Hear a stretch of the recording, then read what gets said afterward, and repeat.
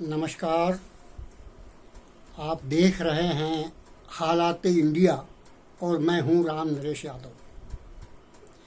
साथियों, इस एपिसोड के अंतर्गत आज हम आपको एक ऐसे राज्य के बारे में जानकारी देते हैं जिसके निर्माण से पूर्व विकास की इतनी अपार संभावनाओं का लेखा जोखा प्रस्तुत किया गया था। यदि उन पर कार्य होता तो वास्तव में ये प्रदेश आज देश का सबसे उन्नतशील और विकसित राज्य बन जाता। इस राज्य के विषय में हम आपको पूरी जानकारी देते हैं कि उस समय क्यों पलायन कराया गया और आज जब रिवर्स पलायन हो रहा है तो इस राज्य का नेतृत्व इस पलायन से कैसे निपटेगा, अपने राज्य की जनता को किस तरह रोजगार से स्वरोजगार से जोड़ेगा, इस बात की आपको पूरी जानकारी देते हैं। इससे पहले आपसे निवेदन है कि यदि आपने इस यूट्यूब चैनल को नहीं सब्सक्राइब किया है तो कृपया सब्सक्राइब कर लें और शेयर करें ताकि हमारा भी उत्साहवर्धन होता रहे और आपको अच्छी जानकारी मिले। साथियों, इस राज्य का नाम है उत्तराखंड, जो उत्तर प्रदेश से काटकर बनाया गया है। इस राज्य का इससे पूर्व अलग एक पर्वतीय विकास मंत्रालय होता था उत्तर प्रदेश में, जहां से इस राज्य की व्यवस्थाएं देखी जाती थी और यहां का पर्वतीय विकास मंत्री अपने आप में उत्तराखंड का मुख्यमंत्री हुआ करता था। साथियों, राज्य बनने के बाद और इससे पहले राज्य कैसा था, क्या उसकी उम्मीदें थीं और किस तरह उसकी उम्मीदों पर पानी फेरा गया और किसने फेरा, इसका लेखा जोखा आपके सामने प्रस्तुत कर रहा हूं। ये प्रदेश भारत का वो प्रदेश है जो यदि इसके स्रोतों का सदुपयोग किया जाता तो आज वास्तव में इससे संपन्न राज्य भारत में दूसरा नहीं होता। साथियों, यहाँ इतने जल स्रोत हैं कि छोटे छोटे बांध बनाकर इन नदियों से इतनी बिजली उत्पादित की जा सकती थी कि पूरा देश बिजली का उपयोग करता और उत्तराखंड ऊर्जा प्रदेश कहलाता। लेकिन नेतृत्व को ये मंजूर नहीं था। उन्होंने तरह तरह के धरने प्रदर्शन कराए और बांधों का विरोध करवाया, उस योजना को समाप्त करवा दिया, ठंडे रास्ते में चली गई।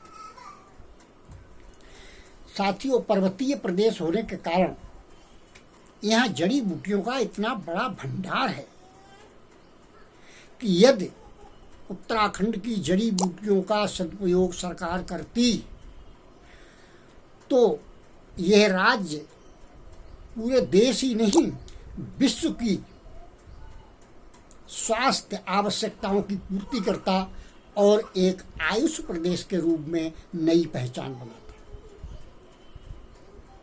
इतना ही नहीं, यहाँ 4 धाम यात्रा है, नानक मत्ता है और भी कलियर शरीफ है। इसके अलावा धार्मिक स्थलों की इतनी बड़ी श्रृंखला है कि यदि सरकार उनको सजाती संवारती और उनके महत्व को बरकरार रखती तो आज तीर्थाटन के क्षेत्र में उत्तराखंड विश्व का नंबर 1 प्रदेश बन जाता। सबसे बड़ी बात तो यह है कि इस राज्य में प्राकृतिक रूप से ऐसे दृश्य हैं जो पर्यटन के लिए पूरे विश्व को आकर्षित करते हैं। यदि उत्तराखंड के पर्यटक स्थलों को संवारा जाता तो शायद उत्तराखंड विश्व का सबसे बड़ा पर्यटक प्रदेश बन के आज उभरता। साथियों, जहाँ तक बात करें संपन्नता की, तो यहाँ खनन सामग्री इतनी बड़ी तादाद में उपलब्ध है यहाँ की नदियों से कि पत्थर, रेत और बजरी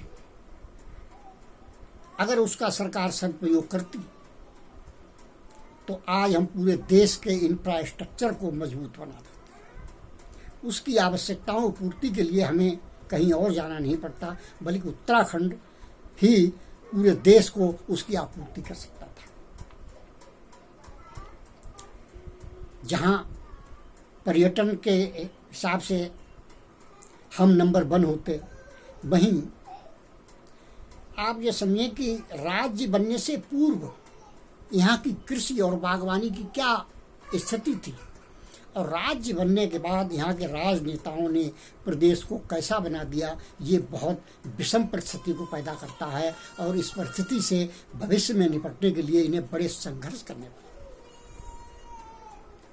साथियों, यहाँ सीढ़ीनुमा खेत होते थे, उन खेतों में कृषि होती थी, बागवानी होती थी, फल पैदा होते थे, सब्जियां पैदा होती थी, और यहाँ की सब्जियों की जो गुणवत्ता थी वो पूरे देश में कहीं नहीं थी। इतनी स्वास्थ्यवर्धक सब्जी और अनाज थी। लेकिन इस राज्य सरकार ने 2 रुपए किलो गेहूं और 3 रुपए किलो चावल देकर पहाड़ से कृषि और कृषक दोनों को समाप्त कर दिया। यहाँ का कृषक जब 2 रुपए में गेहूं और 3 रुपए में चावल मिलेंगे उसको, तो वो खेती क्यों करेगा? क्यों? यदि वो अपनी उपज करता है तो उसको 30 रुपए से 40 रुपए प्रति किलो के हिसाब से उसका उत्पादन मूल्य आता है। यहाँ उसको 2 रुपए 3 रुपए मिल रहा है। परिणाम ये निकला कि यहाँ के कृषकों ने खेती करनी बंद कर दी।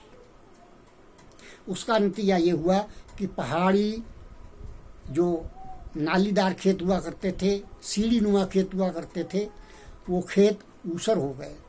बरसात का पानी जिनमें आधा रुकता था, बरसात होती आधा पानी पहाड़ पर रुक जाता था, आधा पानी नीचे आता था, जिससे पहाड़ों के जल स्रोत भरे रहते थे और नीचे आधा पानी आने से बाढ़ नहीं आती थी। अब पहाड़ के खेत बंजर हो गए हैं, ऊसर बन गए हैं, वहाँ पानी रुकने का कोई साधन नहीं रह गया है। जितना पानी बरसता है सारा पानी नीचे आ जाता है और नीचे मैदानी इलाकों में बाढ़ आ जाती है, जो स्थिति बड़ी विषम है। साथियों, इनसे ना तो अब तक यहाँ की सरकार से खनन नीति बनी है, ना इन पे पर्यटन नीति बनी है, ना आबकारी नीति बनी है, और ना ही स्थानांतरण नीति बना है। 4 धाम यात्रा के लिए भी इनके पास अब तक कोई स्थायी व्यवस्था नहीं हो पाई है। यदि राज्य सरकार पर्वतीय जनपदों में इस शर्त पर नियुक्ति करती कि जिसकी नियुक्ति इस जनपद में होगी वो यही रहेगा, ब्लॉक स्तर पे, जिला स्तर पे, तहसील स्तर पे, उसका स्थानांतरण अन्यत्र नहीं होगा, उसके बच्चे यहीं के सरकारी स्कूलों में पढ़ेंगे, तो वहाँ से पलायन नहीं होता, लोग वहाँ रुकते। लेकिन ऐसा नहीं कर पाएंगे। नतीजा ये होता है कि जिसकी नौकरी लग जाती है वो 1 साल बाद मैदान, पहाड़ छोड़ के मैदान की तरफ भागता है। साथियों, 20 वर्ष बीतने के बाद आप देखें कि बहुत बड़ी विडंबना है कि ये राज्य अपनी स्थायी राजधानी भी नहीं दे पाया।